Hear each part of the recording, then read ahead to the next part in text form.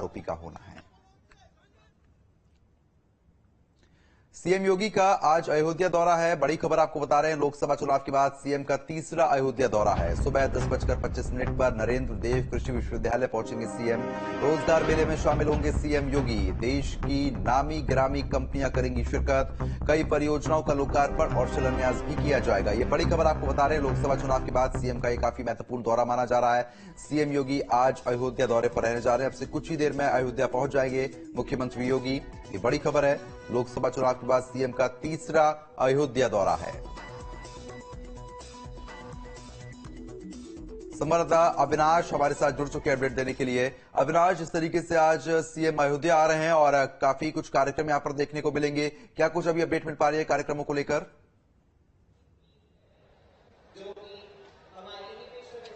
बिल्कुल, देखिए तकरीबन 10 बजे के आसपास सीएम अयोध्या के कुमारगंज में पूरा कार्यक्रम रखा है और दरअसल ये आचार्य नरेंद्र देव जो कृषि विश्वविद्यालय है वहीं पर इसका पूरा आयोजन किया गया है, जहां पर अब से थोड़ी ही देर बाद सीएम यहां पर रोजगार मेला शुरू करेंगे और साथ में जो यहां पर विकास की कई बड़ी योजनाएं हैं उनका शिलान्यास और लोकार्पण किया जाएगा। लेकिन देखिए सबसे महत्वपूर्ण बात यह है कि अगर हम लोकसभा चुनाव के बाद की बात करें तो सीएम का ताबड़तोड़ ये तीसरा दौरा है।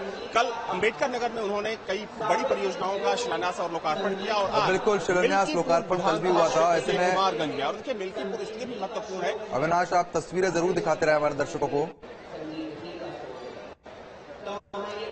बिल्कुल, देखिए मैं सबसे पहले तस्वीर दिखा दूं, कार्यक्रम स्थल की तस्वीर जहां पर ये पूरा कार्यक्रम आयोजित किया गया है।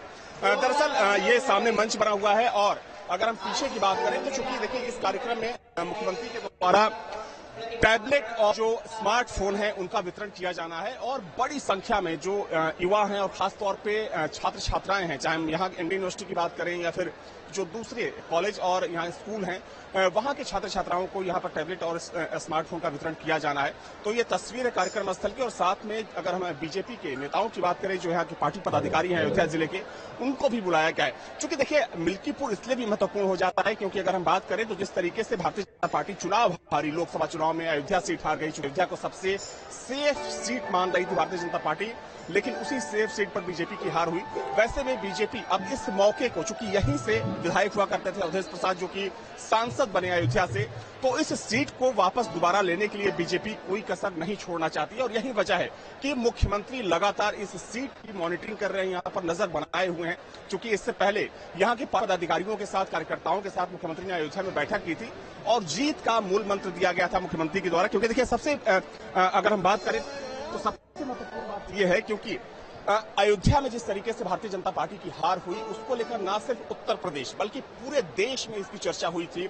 सबके जहन में ये सवाल था कि प्राण प्रतिष्ठा के बाद भारतीय जनता पार्टी अयोध्या से कैसे हार गई, क्यों हार गई। हालांकि उसकी कई वजहें सामने आई। लल्लू सिंह का वो बयान जिसमें उन्होंने आरक्षण को लेकर बात कही, इसके अलावा जो यहाँ का जातीय समीकरण है, जो जातीय फैक्टर है, हालांकि इन सारे समीकरणों को अब साधने की भारतीय जनता पार्टी की कोशिश है और इसी कड़ी में कह सकते, हालांकि ये युवाओं को रोजगार देने का कार्यक्रम है, साथ में जो विकास की तमाम परियोजनाएं हैं उन परियोजनाओं को शुरू करने का और उनको लोकार्पित करने का कार्यक्रम, लेकिन फिर भी इस पूरे कार्यक्रम को आगामी मिल्कीपुर बाई इलेक्शन के साथ जोड़कर देखा जा रहा है। चलो ठीक है अविनाश, बहुत बहुत शुक्रिया आपका तमाम जानकारी हमारे साथ साझा करने के लिए। खबरों में आगे बढ़ लेते हैं। कानपुर रेल हादसे